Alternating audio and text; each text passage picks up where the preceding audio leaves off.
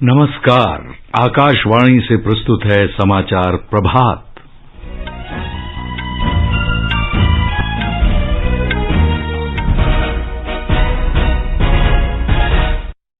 मुख्य समाचार।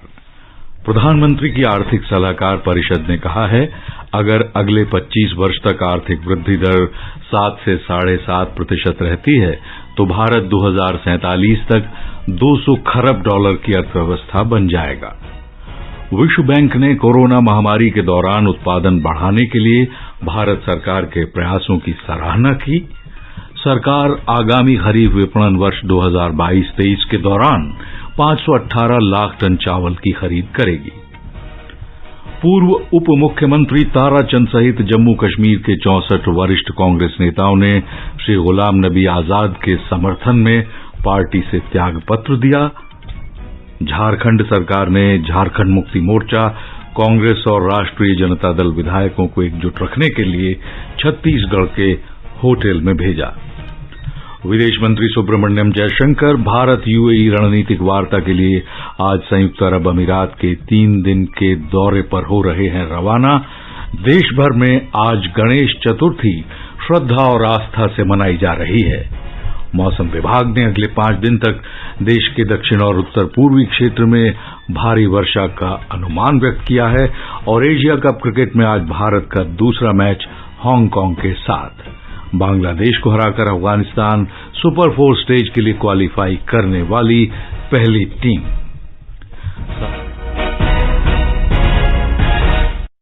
समाचार प्रभात में फरहत नाज के साथ मैं मुनीश शर्मा। और अब समाचार विस्तार से। प्रधानमंत्री की आर्थिक सलाहकार परिषद ने कहा है कि अगर अगले 25 वर्ष में भारत की सतत आर्थिक वृद्धि दर 7 से 7.5% रहती है तो वो $200 खरब की अर्थव्यवस्था का देश बन सकता है। आर्थिक सलाहकार परिषद के अध्यक्ष विवेक देब्रॉय ने कहा है कि भारत इसी वृद्धि दर पर 2047 तक उच्च मध्यम आय वाला देश बन सकता है।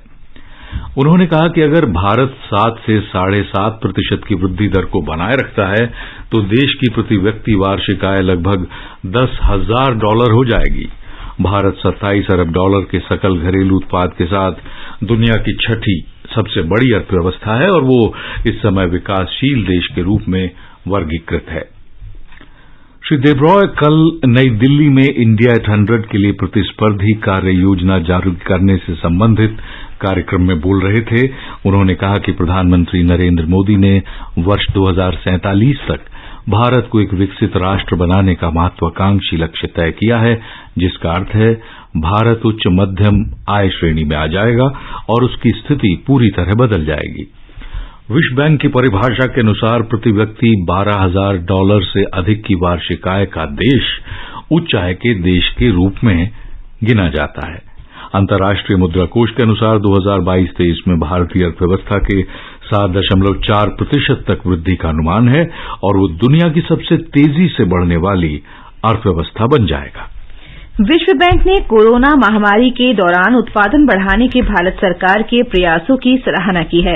विश्व बैंक ने कहा कि भारत सरकार ने गुणवत्ता से कोई समझौता किए बिना स्थानीय उत्पादन को प्रोत्साहित करने की नीति अपनाई, जिससे वैश्विक आपूर्ति पर निर्भरता कम हुई। विश्व बैंक की रिपोर्ट में आवश्यक चिकित्सा सामग्री की सुचारू आपूर्ति बनाए रखने के लिए केंद्र सरकार द्वारा किए गए उपायों पर भी गौर किया गया है। रिपोर्ट में कोविड उपचार से जुड़ी सामग्री और जीवन रक्षक संयंत्रों के लिए घरेलू बाजार को विस्तार देने के प्रयासों का भी उल्लेख है। विश्व बैंक ने कहा कि परीक्षण में निजी क्षेत्र की सक्रिय भागीदारी को प्रोत्साहित करना सरकार के प्रयासों में विशेष रहा। रिपोर्ट के अनुसार भारत ने निर्यात प्रतिबंध भी शीघ्र लागू किए और घरेलू निर्माण को बढ़ावा देने के लिए निजी क्षेत्र की मदद की। सरकार ने खरीफ विपणन वर्ष 2022-23 के दौरान 518 लाख टन धान की खरीद का आकलन किया है। पिछले साल करीब 509 लाख टन धान की खरीद हुई थी। खाद्य और सार्वजनिक वितरण विभाग के सचिव ने कल नई दिल्ली में राज्यों के खाद्य सचिवों और भारतीय खाद्य निगम के साथ बैठक में खरीफ फसल के खरीद प्रबंध पर चर्चा की। इस बैठक के दौरान धान की व्यवस्थित खरीद, कम ब्याज दरों पर उधार लेने और खरीद की लागत कम करने, मोटे अनाज को बढ़ावा देने और खाद्य सब्सिडी दावों का ऑनलाइन निपटारा करने पर भी चर्चा हुई। श्री सुधांशु पांडे ने कहा कि मोटे अनाज की खरीद पर विशेष गौर करना चाहिए। आकाशवाणी से एक विशेष बातचीत में भारतीय खाद्य निगम के अध्यक्ष और प्रबंध निदेशक सुबोध कुमार सिंह ने बताया कि किसानों से अनाज खरीदारी की तैयारियां पूरी हो गई हैं। राज्य सरकारों के साथ और एफसीआई के अधिकारियों के साथ समीक्षा किया और इस साल का जो सभी राज्यों ने जो अनुमान बताया है वे करीब 518 लाख टन चावल और अगर धान में देखें तो करीब 773 लाख टन धान खरीदेंगे समर्थन मूल्य पर। और जो राज्य सरकार की एजेंसियां हैं डीसीपी राज्यों में कुछ जगह पे एफसीआई भी खरीदेगी और इस तरीके से उसके खरीदने की व्यवस्था, बारदानों की व्यवस्था सबकी समीक्षा की गई और सभी जो है तैयारियां समय से चल रही। जो कोर्स ग्रेन है अगले साल हम लोग इंटरनेशनल ईयर ऑफ मिलेट्स भी मना रहे हैं और सरकार की काफी प्राथमिकता है कि मिलेट्स का उपार्जन बढ़े, प्रोक्योरमेंट बढ़े। अगले साल जो है करीब 13 लाख टन जो है मिलेट्स समर्थन मूल्य पर खरीदा जाएगा जो राज्यों की पीडीएस और दूसरी जो वेलफेयर स्कीम्स हैं उनमें वितरित किया जाएगा। गृह मंत्री अमित शाह ने निर्देश दिया है कि 6 वर्ष से अधिक सजा के प्रावधान वाले सभी अपराधों में फॉरेंसिक जांच अनिवार्य बनाई जानी चाहिए। इससे अभियोग तय करने की दर बढ़ेगी। श्री शाह ने कल दिल्ली पुलिस मुख्यालय का दौरा किया और बैठक में विभिन्न विषयों पर व्यापक विचार विमर्श किया। उन्होंने कहा कि पुलिस को गंभीर अपराधों में कानूनी पुनरीक्षण के बाद ही आरोप पत्र दायर करना चाहिए। श्री शाह ने कहा कि अपराधों की जांच और रोकथाम में निगरानी प्रमुख है। गृहमंत्री ने कहा कि सरकार देश को मादक पदार्थों से मुक्त कराने के लिए प्रतिबद्ध है। दिल्ली में समस्या से निपटने के लिए विस्तृत कार्य योजना तैयार की गई है। राष्ट्रीय राजधानी क्षेत्र तथा निकट के राजस्थान, उत्तर प्रदेश, पंजाब और हरियाणा में सक्रिय अपराधी गुटों पर अंकुश के लिए रणनीति बनाई गई है। बैठक में भारत में होने वाले G20 शिखर सम्मेलन की सुरक्षा तैयारियों पर व्यापक विचार विमर्श हुआ। जम्मू कश्मीर में पूर्व मुख्यमंत्री ताराचंद सहित 64 वरिष्ठ कांग्रेस नेताओं ने गुलाम नबी आजाद के समर्थन में पार्टी से त्यागपत्र दे दिया है। उन्होंने कांग्रेस के अंतरिम अध्यक्ष सोनिया गांधी को अपना सामूहिक त्यागपत्र सौंपा। ताराचंद के अलावा पूर्व मंत्री अब्दुल माजिद वानी, मनोहर लाल शर्मा और घारू राम तथा पूर्व विधायक ठाकुर बलवान सिंह और पार्टी पदाधिकारियों ने कल जम्मू में एक संवाददाता सम्मेलन में पार्टी की प्राथमिक सदस्यता सहित त्यागपत्र की घोषणा कर दी। ठाकुर बलवान सिंह ने संवाददाताओं से कहा कि उनका त्यागपत्र एक सोचा समझा निर्णय है और ये कांग्रेस नेतृत्व के एक तरफा निर्णयों के कारण है। उन्होंने कहा कि नेतृत्व असंतुलन और दिशाहीनता की स्थिति में है। झारखंड में सरकार ने झारखंड मुक्ति मोर्चा, कांग्रेस और राष्ट्रीय जनता दल के विधायकों को एकजुट रखने के लिए छत्तीसगढ़ के एक होटल में भेज दिया है। तीनों पार्टियों के विधायक टूट से बचने के लिए कल रायपुर पहुंचे। रायपुर के बाहरी इलाके में स्थित एक रिजॉर्ट को उच्च सुरक्षा जोन घोषित कर दिया गया है और आसपास भारी संख्या में सुरक्षाकर्मी तैनात कर दिए गए हैं। राज्य चुनाव आयोग ने मुख्यमंत्री हेमंत सोरेन के विधायक पद से अयोग्यता संबंधी मामले में अपनी राय झारखंड के राज्यपाल रमेश बैस को सौंपने के बाद ये कदम उठाया। चुनाव आयोग ने कथित खदान लीज मामले में निर्वाचन मानदंडों के उल्लंघन पर मुख्यमंत्री सोरेन के खिलाफ अपनी राय दी है। झारखंड में 81 सदस्यीय विधानसभा में सत्तारूढ़ गठबंधन को 49 विधायकों का समर्थन हासिल है। झारखंड मुक्ति मोर्चा के सर्वाधिक 30 विधायक हैं, जबकि कांग्रेस के 18 विधायक हैं। राष्ट्रीय जनता दल का एकमात्र विधायक है। मुख्य विपक्षी दल भारतीय जनता पार्टी के विधायकों की संख्या है 26। ये समाचार आकाशवाणी से प्रसारित किए जा रहे हैं। जागृति का कहना है कि केंद्रीय उपभोक्ता संरक्षण प्राधिकरण की स्थापना उपभोक्ता अधिकारों के उल्लंघन, अनुचित व्यापार प्रथाओं और झूठे या भ्रामक विज्ञापनों से संबंधित मामलों को देखने के लिए की गई है। उपभोक्ता मामले विभाग, भारत सरकार द्वारा जनहित में जारी जागो ग्राहक जागो। मुट्ठी भर अंग्रेज और हमारे विशाल देश पर राज करने का स्वप्न देख रहे हैं, पर हम इनके स्वप्न को चकनाचूर कर देंगे। निकल पड़े स्वाधीनता के पथ वाले, स्वतंत्रता संग्राम की सुनी अनसुनी कहानियों के साथ स्वराज हर रविवार रात 9 बजे डीडी नेशनल पर। और अब आगे बढ़ने से पहले एक नजर मुख्य समाचारों पर। प्रधानमंत्री की आर्थिक सलाहकार परिषद ने कहा, अगर अगले 25 वर्ष तक आर्थिक वृद्धि दर 7 से 7.5% रहती है तो भारत 2047 तक $200 खरब की अर्थव्यवस्था बन जाएगा। विश्व बैंक ने कोरोना महामारी के दौरान उत्पादन बढ़ाने के लिए भारत सरकार के प्रयासों की सराहना की। सरकार आगामी खरीफ विपणन वर्ष 2022-23 के दौरान 518 लाख टन चावल की खरीद करेगी।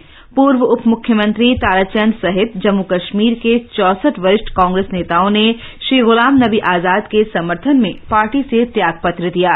झारखंड सरकार ने झारखंड मुक्ति मोर्चा, कांग्रेस और राष्ट्रीय जनता दल विधायकों को एकजुट रखने के लिए छत्तीसगढ़ के होटल में भेजा।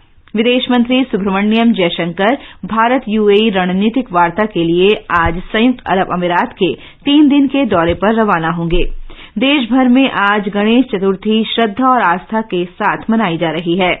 मौसम विभाग ने अगले 5 दिन तक देश के दक्षिण और उत्तर पूर्व क्षेत्र में भारी वर्षा का अनुमान व्यक्त किया। और एशिया कप क्रिकेट में भारत का दूसरा मैच आज हांगकांग के साथ।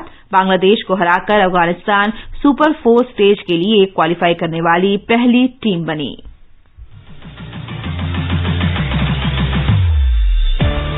अगर आप कॉम्पिटिशन्स की तैयारी कर रहे हैं तो आप सबों के लिए ऑल इंडिया रेडियो की प्रेजेंटेशन है अभ्यास, एक ऐसा प्रोग्राम जहां हमें 9289094044 पर व्हाट्सएप करते हैं आप अपने ऑडियो सवाल या फिर ईमेल करते हैं abhyas.airnews@gmail.com पर और इसका जवाब एक्सपर्ट देते हैं रात 9:30 बजे शनिवार को। ज्योग्राफी यानी कि भूगोल है इस बार का विषय और सवाल भेजने की अंतिम तारीख है 31 अगस्त। आपका अभ्यास हमारा प्रयास। विदेश मंत्री सुब्रमण्यम जयशंकर आज संयुक्त अरब अमीरात की 3 दिन की यात्रा पर रवाना होंगे। वो विदेश मंत्री शेख अब्दुल्ला बिन जायद अल नहयान के साथ भारत और संयुक्त अरब अमीरात संयुक्त आयोग की 14वीं बैठक और तीसरे रणनीतिक संवाद की सह अध्यक्षता करेंगे। डॉक्टर जयशंकर वहां के अन्य विशिष्ट व्यक्तियों के साथ भी बैठकें करेंगे। विदेश मंत्रालय ने बताया कि इन बैठकों से दोनों देशों के बीच व्यापक रणनीतिक भागीदारी की समीक्षा का अवसर मिलेगा। विदेश सचिव विनय क्वात्रा ने कल नई दिल्ली में विदेश मंत्रालय के विकास भागीदारी प्रशासन के कार्य के बारे में सरकार के वरिष्ठ अधिकारियों के साथ एक सत्र का शुभारंभ किया। विदेश सचिव ने प्राथमिकता वाले क्षेत्रों में विदेश मंत्रालय को समर्थन देने के लिए केंद्र सरकार के मंत्रालयों के प्रति आभार व्यक्त किया और उनसे भविष्य में अधिक सहयोग का आग्रह किया। गणेश चतुर्थी आज धार्मिक श्रद्धा और आस्था से मनाई जा रही है। ये उत्सव बुद्धि, विवेक, समृद्धि और सौभाग्य के प्रतीक भगवान गणेश के जन्म के उपलक्ष्य में मनाया जाता है। 10 दिन तक चलने वाले उत्सव के दौरान घरों और पूजा स्थलों में गणेश प्रतिमा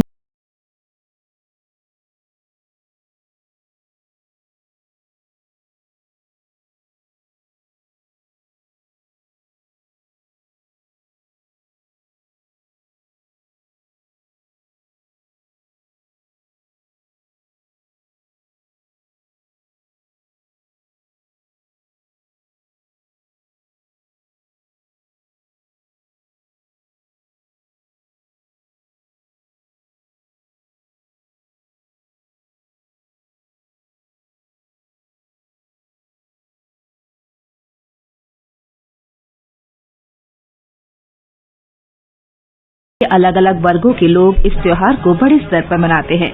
10 दिन चलने वाला ये उत्सव कोविड प्रतिबंधों के बिना पूरे हर्षोल्लास के साथ मनाया जाएगा। कल शाम से श्रद्धालुओं ने अपने अपने घरों और सार्वजनिक पूजा पंडालों में भगवान गणेश प्रतिमाएं स्थापित करना शुरू कर दिया है। ब्यौरा हमारे संवाददाता से। गणपति बप्पा मोरिया, मंगल मूर्ति मोरिया इस मंत्र घोष में श्रद्धालुओं ने आज अपने पसंदीदा चहेते भगवान श्री गणेश जी की मूर्ति अपने घर और सार्वजनिक पंडालों में लाकर बप्पा का तहे दिल से स्वागत किया। समृद्ध परंपरा के लिए प्रसिद्ध महाराष्ट्र जो विशेष रूप से सार्वजनिक गणेशोत्सव के लिए जाना जाता है, इस साल कोविड-19 निर्बंध हटा दिए जाने की वजह से गणेशोत्सव लुभावने माहौल में मनाया जाएगा। यह उत्सव सर्वव्यापी है क्योंकि गगनचुंबी इमारतें या झुग्गियों में रहने वाले लोग उसे उतने ही भक्तिपूर्ण भाव से मनाते हैं। इसके सिवाय मजदूर से लेकर राजनेता तक तथा फिल्म अभिनेता से लेकर अमीर उद्योगपति तक सारे यह त्योहार उत्साह के साथ मनाते हैं। श्रद्धालु बप्पा का पसंदीदा माने जाने वाली मिठाई मोदक बनाने की तैयारी में जुटे हुए दिखाई दे रहे हैं। बड़ी संख्या में लोग मुंबई के लालबाग सा राजा, चिंच पोकळी सा राजा, जीएसबी सेवा मंडल और सिद्धि विनायक मंदिर तथा दगड़ू शेठ हलवाई मंदिर जैसे पुणे के प्रसिद्ध सार्वजनिक मंडलों में बुद्धि के देवता से आशीर्वाद लेने के लिए भारी संख्या में उमड़ पड़ रहे हैं। उमेश कुलकर्णी के साथ कुणाल शिंदे, आकाशवाणी समाचार, मुंबई। राष्ट्रपति, उपराष्ट्रपति और प्रधानमंत्री ने देशवासियों को गणेश चतुर्थी की बधाई दी है। राष्ट्रपति ने कहा है कि गणेश चतुर्थी विवेक, समृद्धि और सौभाग्य के प्रतीक विघ्नहर्ता मंगल मूर्ति भगवान गणेश का जन्मोत्सव है। उपराष्ट्रपति जगदीप धनखड़ ने कहा है कि गणेश चतुर्थी भगवान गणेश के जन्मोत्सव के रूप में पारंपरिक श्रद्धा और उल्लास के साथ मनाई जाती है।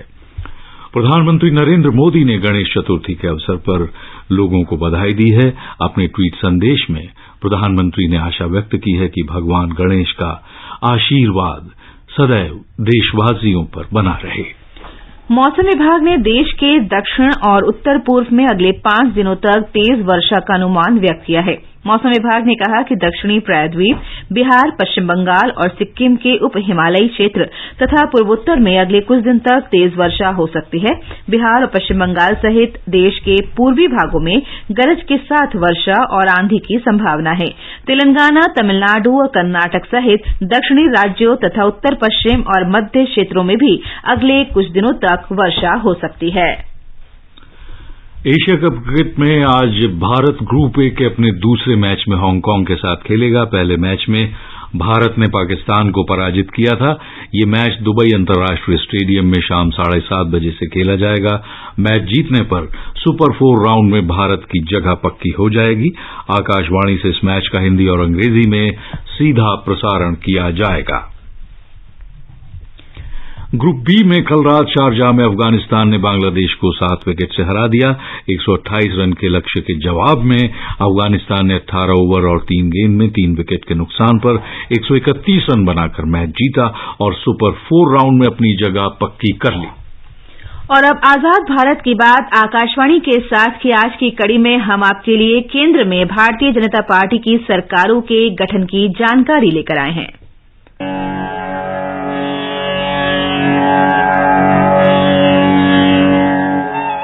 भारतीय जनसंघ का गठन 1951 में किया गया और श्यामा प्रसाद मुखर्जी इसके पहले अध्यक्ष बने।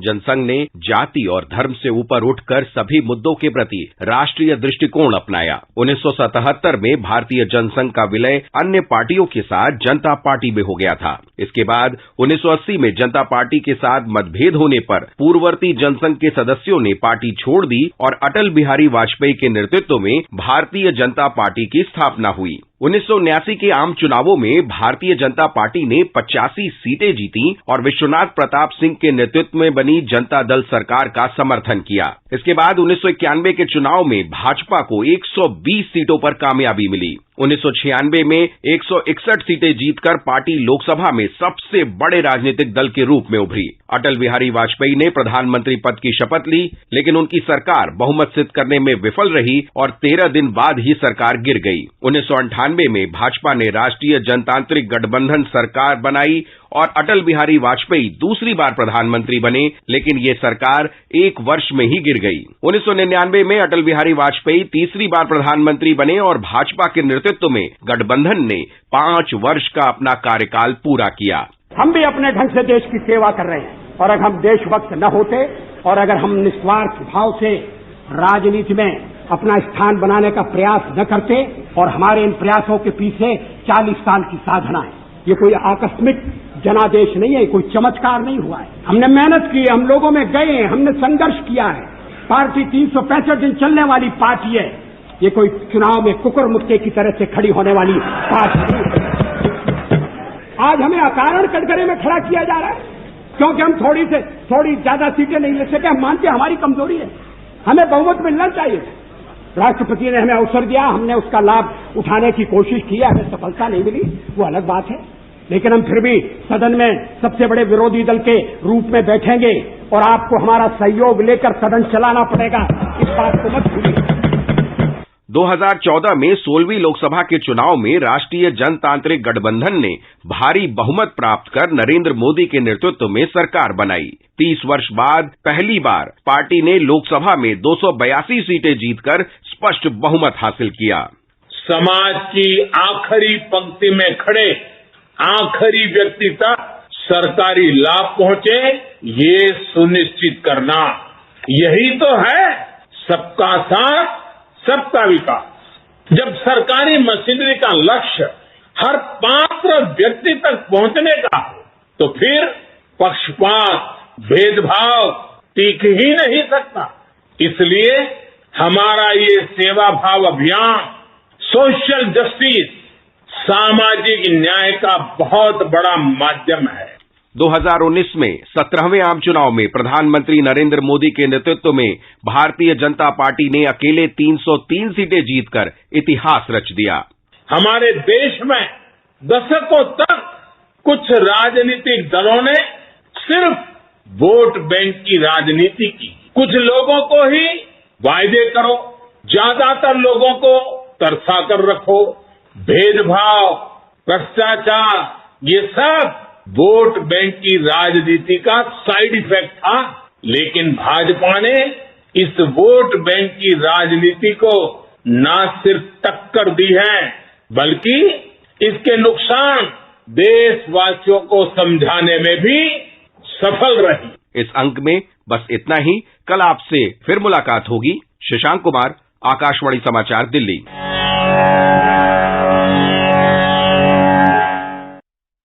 और अब सुर्खियों में सवेरे कार्यक्रम में आइए अब सुनते हैं भारत में 5G नेटवर्क शुरू किए जाने विषय पर परिचर्चा। प्रतिभागी हैं दूरसंचार विशेषज्ञ महेश उप्पल और आकाशवाणी संवाददाता कमल प्रजापति। इस साल के अंत तक भारत में 5G तकनीक का इस्तेमाल होना शुरू हो जाएगा और रिलायंस जियो और भारती एयरटेल जैसी कंपनियां देश के प्रमुख शहरों में 5G सर्विसेज को शुरू करने जा रही हैं। सबसे पहले तो हम आपसे यही समझना चाहेंगे कि किस तरह 5G तकनीक या 5G सर्विसेज भारत में टेलीकॉम सेक्टर में एक बहुत बड़ा बदलाव ला सकती है और क्या संभावनाएं हैं इसकी। देखिए, एक तो सबसे बड़ी चीज जो 5G की है कि वो कम से कम लगभग 100 गुना ज्यादा बैंडविड्थ देगी, यानी कि डेटा स्पीड देगी। तो कई चीजें जिनके लिए आपको मिनटों या घंटों इंतजार करना पड़ता है वो अब सेकंड्स और मिली सेकंड्स में आप कर पाएंगे। जैसे कि आमतौर पे बात की जाती है ड्राइवरलेस कार्स की, जैसे कि रिमोट सर्जरी की बात होती है, कई एजुकेशन के और बायोलॉजी के और इस कई एरियाज हैं जहां पर इस बैंडविड्थ और इसके साथ साथ जुड़े हुई जितनी डेटा कैपेसिटी हमको मिलेगी, डेटा प्रोसेसिंग की कैपेसिटी मिलेगी, वो बहुत अहम है।